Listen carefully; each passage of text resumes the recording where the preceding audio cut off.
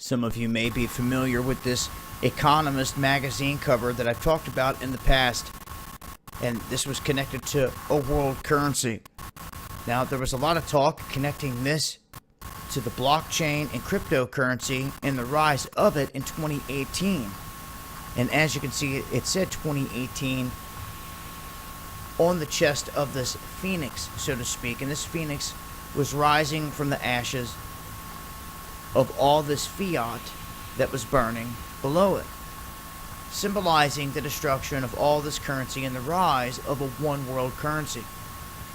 Now, this is something that would go hand in hand with a one world order, a system ran globally, basically knocking down any borders, any barriers. And to get there, there could be many different ways, and they could take steps, as they've mentioned, in introducing certain types of coins in different blocks, to where, let's just say, if the US dollar ever did fall, there's already a plan in place to introduce an Amero. Okay, now whether they go forth with that, it's yet to be seen. But one thing that they did introduce here was blockchain technology. It's kind of slid under the radar, with crypto catching most of the attention. But in this instance, what they're talking about has nothing to do with cryptocurrency, and they don't even mention blockchain one time. What they're talking about is an SDR. It is one of the most underused instruments of international cooperation, and basically like money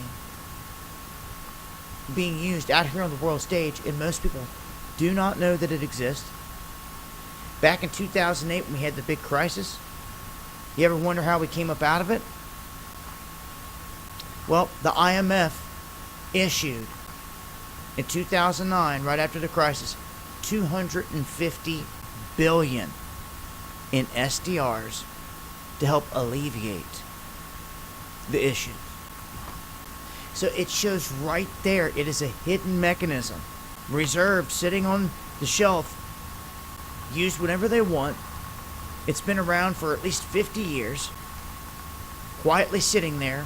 Now, if you were to connect something like this with, say, blockchain,